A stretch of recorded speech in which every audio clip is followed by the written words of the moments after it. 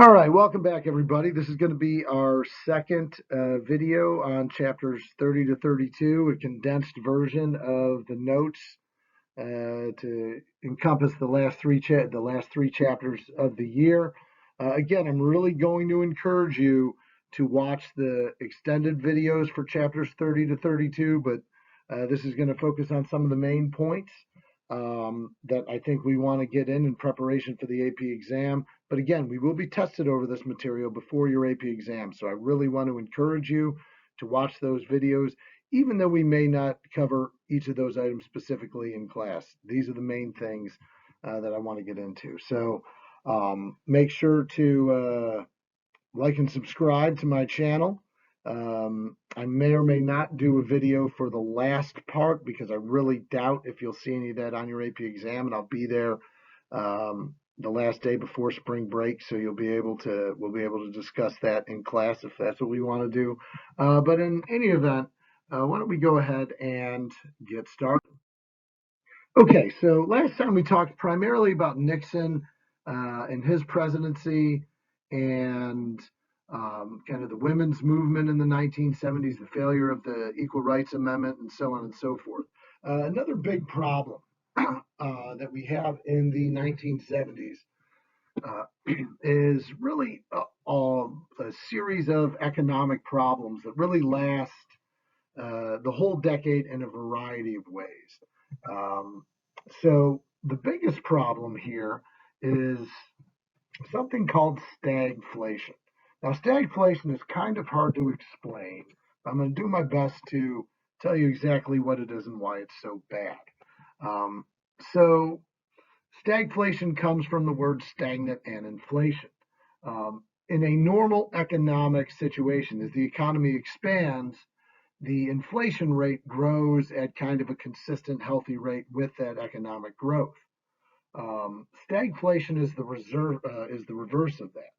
It's when the economy is stagnant, or therefore the economy is not growing, but at the same time inflation is going up, which means basically that um, we are spending more money, but we're not making more money, making goods more expensive and making them less affordable for most people. And this is a really, really bad problem that's really hard to get out of. You have to go through a lot of economic turmoil and law changes and regulations and stuff like that to kind of reverse that process. And stagflation is something that plagues the United States for much of the 1970s and into the 1980s. It's really, really bad. It's a time, again, a period of consistent inflation with no economic growth or stagnant economy, which also means in a lot of cases unemployment is higher than usual, which also feeds into that stagflation because, again, things are costing more, but they're not affordable for people, which makes things really, really bad. Part of what causes stagflation is the fact that gas prices grow astronomically high during the 1970s. Um, in 1973, during what period that was known, you can't even see that, during a period that was known as the energy crisis, oh, that's much better. In a period that was known as the energy crisis, gas prices got extremely high. Um, Relative to today's gas prices, in most places around the country, adjusted for inflation, they'd be over $5 a gallon. There are instances where people would wait in line for hours to get gas. There was one story in New Jersey, of course, where somebody waited and waited and waited, and when he got up to the pump was out of gas. So he went inside and shot and killed the guy working at the gas station. Um, it goes away for a while in the mid 70s, and then again late in the 70s, gas prices go up again. Different states use different policies to kind of handle it. One example was they had a law that based on your license plate would determine whether or not you were allowed to get gas. So, like, on one day, people whose license plate ended in an even number were allowed to get gas, and then the next day, people whose uh, license plate ended in an odd number were allowed to get gas. I don't know how they monitored that, but these were the laws that we tried to enact to counteract all these problems. But gas prices were an issue throughout the decade of the 70s, as well as other energy related issues. There was a real worldwide energy crisis with people concerned about the future of renewable energy resources throughout the decade. The person forced to deal with a lot of these issues ultimately was Jimmy Carter. I know we're kind of skipping over the presidency of Gerald Ford. Gerald Ford was a good man. He was in an impossible situation. He was replacing Richard Nixon as president, who, had kind of lied to the country and lied to the people, and people were really put off by that. And then Ford went out and pardoned Nixon for all his for the crimes related to Watergate. Um, Ford's argument here was sound. He said when he went on TV to announce that he had taken over the presidency and was going to pardon Nixon, he said, "Our long national nightmare is over." And what he's referencing there, is obviously Watergate. And rather than going through a trial that would take months, if not years, he wanted to put it behind the American people. A lot of people weren't happy about that, and that really hurt Ford's reelection chances in 1976. So the presidency in 1976 falls to Jimmy Carter, who again is a very good man, but he has a lot going against him. He's probably a little bit ill-equipped for the role of the presidency,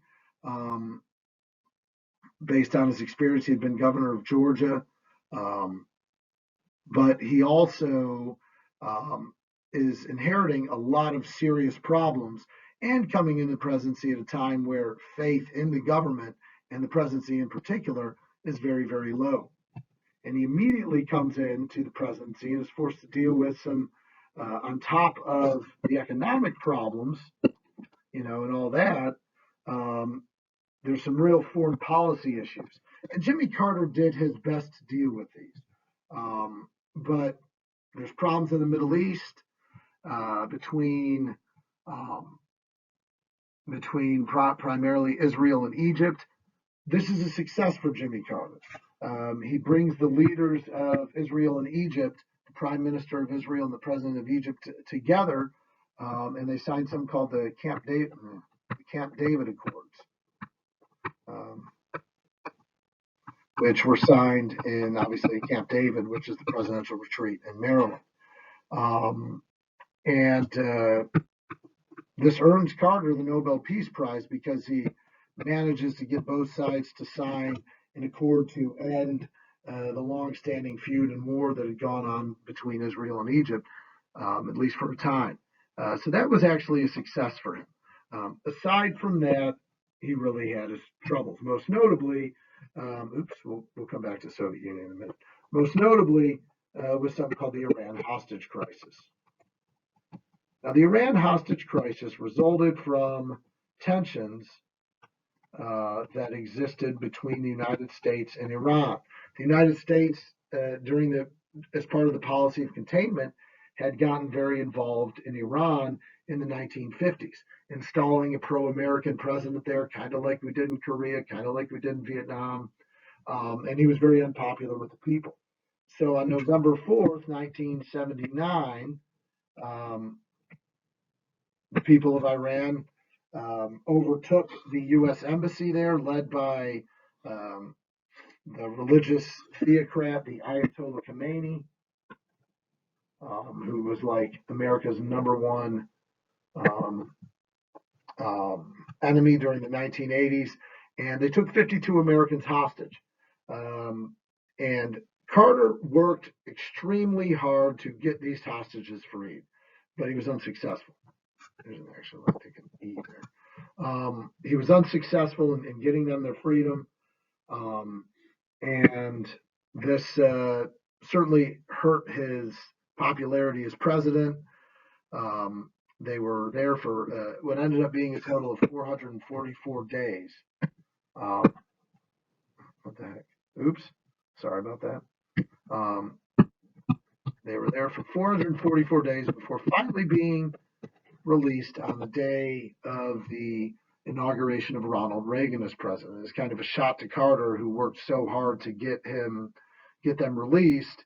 They waited until Carter came in, or they waited until Reagan came in, and then released the hostages.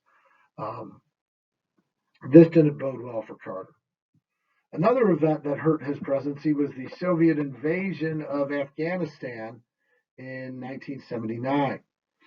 It wasn't so much the invasion, but it was a ramping up of Cold War tensions, and it resulted in something that destroyed any chance that Carter would have to get reelected, which was the 1980 Olympic boycott. Now, let's put this in perspective for a minute. We are in 1980. In the Winter Olympics in 1980, the United States has the great victory over the Soviet Union in the Miracle on Ice in the hockey game. We're very nationalist at this point. We beat the greatest hockey team ever. You know, this would be similar to like a team that would have beat like the Dream Team in Olympic basketball. That's how big a deal it was. And we follow that up by boycotting the 1980 Summer Olympics because they were being hosted in Moscow. And Carter said, you know, because of the invasion of Afghanistan, we're not going to participate in the Olympics. Taking away the opportunity for these athletes to participate in the Olympics, something that they, you know, worked their whole lives for, really didn't sit well with people and really destroyed any chance Carter had of being reelected. And he ultimately gets defeated rather easily in the election of 1980. Going back to the energy crisis, we also have a disaster in 1978 at a nuclear power plant in Pennsylvania at 3 Mile Island. There was a nuclear meltdown at one of the cores there, which led to several deaths and a lot of people obviously getting very sick from radiation. This led many people to question the viability of nuclear power and just further hurt Carter's popularity as president and chances of getting reelected. Now you can see, again, inflation gets to an all-time high in the early 1980s. In fact, where inflation is right now is the highest it's been since this time. A lot of it now is obviously is due to supply chain issues as a result of the pandemic. Hopefully that'll start coming back down soon. But with high inflation and economic troubles that exist, peaking kind of in 1980 and 81, it's time for the election of a new president. And that's what we get, the election of the greatest American that's ever lived, Ronald Wilson Reagan. God bless you, Mr. President. So let's unpack this a bit and talk about the presidency of Ronald Reagan. Ronald Reagan comes in and he kind of renews the values that America had from back in the 1950s. America had kind of sunk in terms of its perception of itself during the 60s and 70s, as we saw family values kind of take a back seat to public protests, you know, through the civil rights movement, through Vietnam, and then it all comes crashing down in the 70s with Watergate and a host of other problems that we're dealing with during this time. So Ronald Reagan comes in as president as this person that's committed to the ideals that America remembered from the 50s, when everything seemed like life was simpler and better, when family values were at a high point, and he seeks to kind of implement a lot of these ideas during his presidency. One of the things he does almost immediately in his presidency is apply the principle of supply side economics, which are also generally referred to as Reaganomics. Now, a supply side economic tax theory says that you cut taxes, okay? We'll get to deregulation in a minute. Supply side economics basically says that you reduce taxes. By reducing taxes on the richest people and on downward, it has a trickle down effect. So people also call this trickle-down economics. In other words, with fewer taxes on the wealthy and on businesses, they can expand their business, thus hiring more people, employing more people, and that wealth or money-making ability will trickle down on through the economy. Okay, that's the general principle of Reaganomics. Another important principle of Reaganomics is deregulation. Obviously, during the progressive era, if you think all the way back to chapter 20 when we talked about progressivism, we started to put all these regulations on businesses in terms of what was fair and what was right, and what unions could do, and child labor and things like that. And Reagan and other Republican leaders at the time felt that this overregulation was hurting the growth potential of businesses. So Reagan goes on a series of deregulation efforts throughout the U.S. economy. He deregulates the airline industry, the trucking industry, with hopes of expanding, giving them the opportunity to expand their business base without being bogged down by regulations. This combined with tax cuts, I hope that makes sense. So deregulation is simply removing regulations from what currently exists in government, right? Ronald Reagan was very much against big government, right? He famously said when he ran for president that that big government isn't the solution to the problems that face us. Big government is the problem, and he seeks to limit big government by deregulation, by cutting taxes, and promising Americans the opportunity to expand. Now, that's what happens. When Reagan becomes president, the economy gets worse before it gets better. By late 1982, about a year and a half into his presidency, he's very unpopular and things aren't going very well. But suddenly, beginning in 1983, we have a sharp economic recovery as businesses start to grow again, as stagflation kind of gets worked out, as the money supply is tightened, right?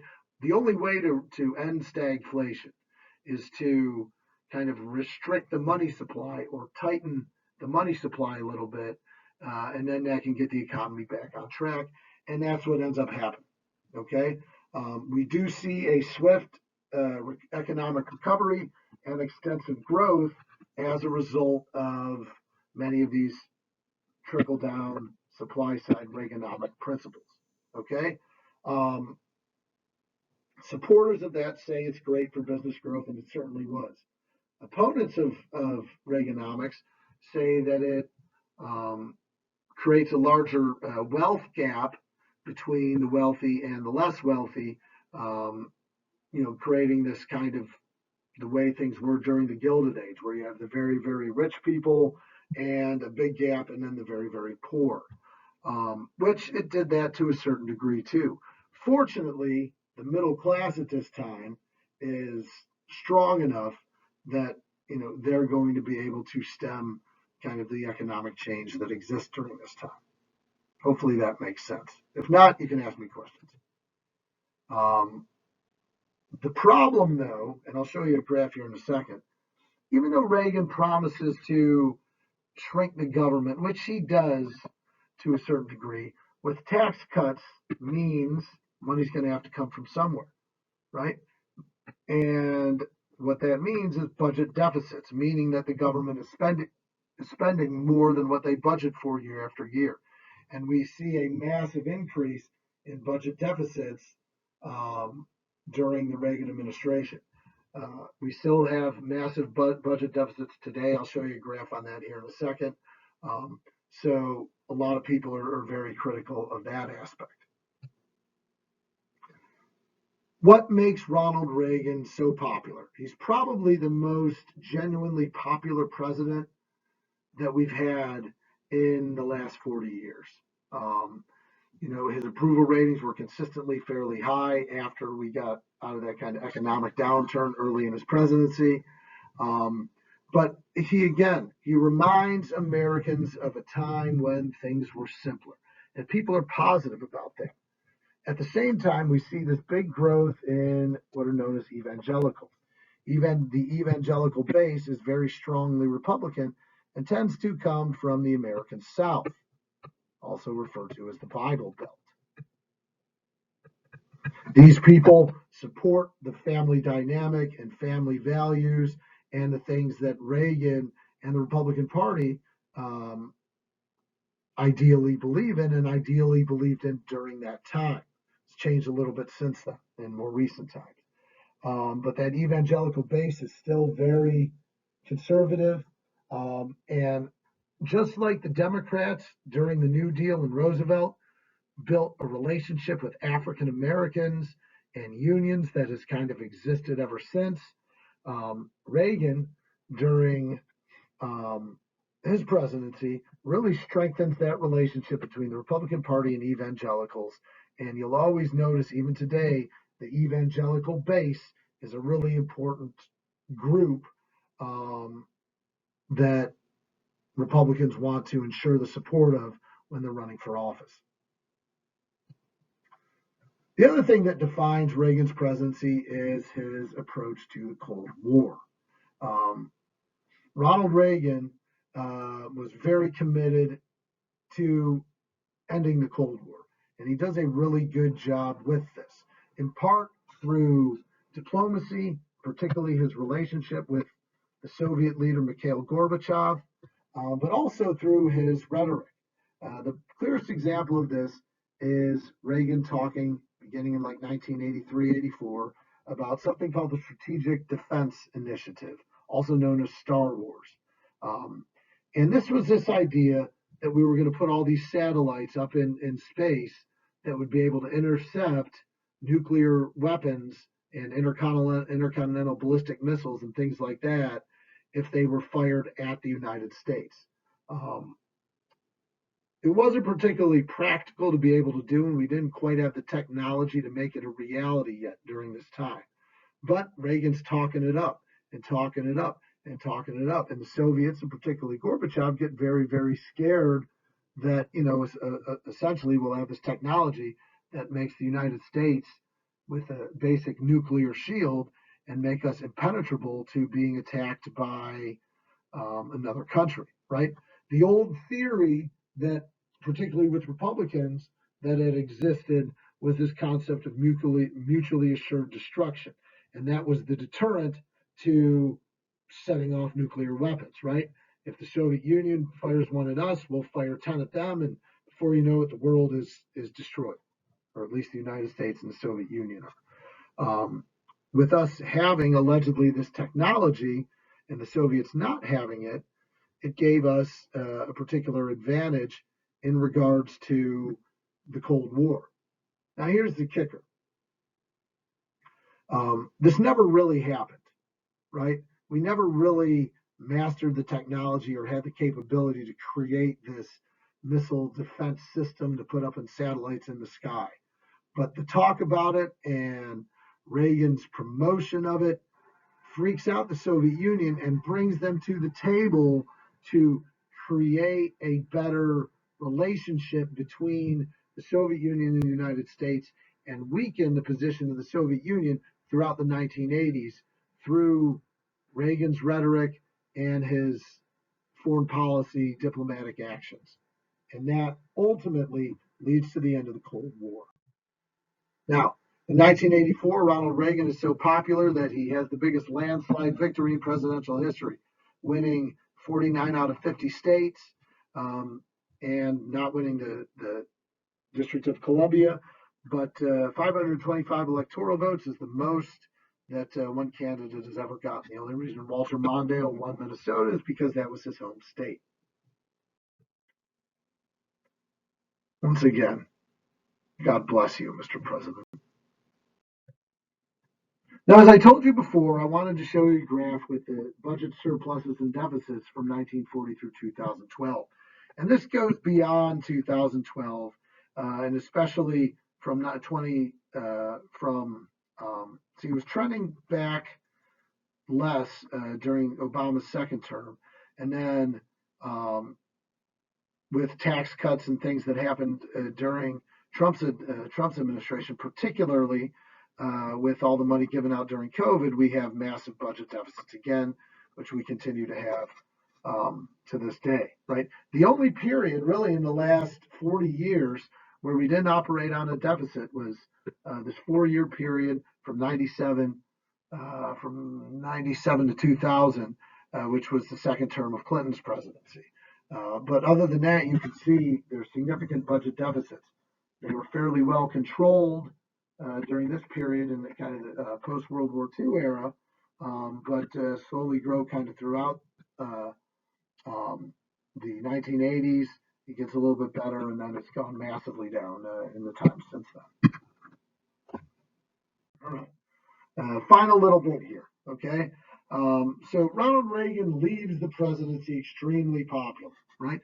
And his vice president, George H.W. Bush, is of course widely expected to, I'm sorry, that text is kind of small, is widely expected to win the presidency in 1988. And he does rather easily against Michael Dukakis, who was the governor of Massachusetts. George Bush, during his presidency, early on, has some great successes. The Persian Gulf War in early 1991 was a great success for the United States. We won in a matter of weeks, which kind of, I guess, exorcised some of the demons of the Vietnam War. And it's also during the presidency of Bush that the fall of the Soviet Union happens in late 1991. A lot of it was done because of the efforts of Ronald Reagan during his presidency, but the Soviet Union finally falls in late 1991, and that is the result of some of the continued efforts by George H.W. Bush, who again was a very skilled politician and a good man, and a good person to continue on from what Ronald Reagan had done. And you can see here in the background, that's images from the fall of the Berlin Wall, which of course also happens during the presidency of Bush. Unfortunately for Bush, towards the end of 1991, we start to experience a severe economic downturn, which is naturally going to happen as the economic cycle that had kind of propelled us a little bit through the 1980s with deregulation and everything started to turn around. And with the Persian Gulf War and the fall of the Soviet Union and all that stuff happening, George Bush actually achieved the highest approval rating any president ever had. I believe it was about 90%. But then the economy falls apart, and by mid-1992, his approval rating was as low as 32%. Shows you how much the importance of the economy is. And by this time, and the timing of this is really bad for Bush, and by this time, the American people are ready for a change. They're ready for a new and different leadership, and enter Bill Clinton. So the election of 1992 stood out for a couple of reasons. For one, we had three candidates. We had George H.W. Bush running for re-election. We had Bill Clinton, the Democrat, who ultimately wins. And we have a third-party candidate named Ross Perot, who was a Texas billionaire who had a lot of good ideas. As a matter of fact, in the 1992 election, Perot gets he doesn't win a single state, but he gets 19% of the popular vote. Much of that would have gone to Bush. So it probably negatively affected Bush's chances of getting reelected, and certainly propelled Clinton to the presidency.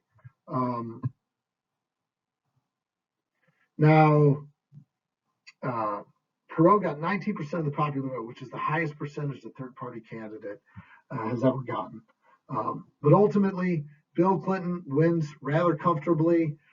He represents kind of a new, younger America. He's a child of baby boomer parents in America by this time is ready, as these baby boomers by this time are in their 40s, in their 30s, 40s, and 50s, and they are, representing most of the wage earners in the United States, right? So Clinton is extremely popular amongst these people, and that propels him to winning election in 1992. All right. So again, I promised I'd go a little bit shorter. We are a couple minutes shorter than last time, but not a whole lot. Anyway, that's all for this video. Remember, if you have any questions for me, please go ahead and ask me in class when I get back here.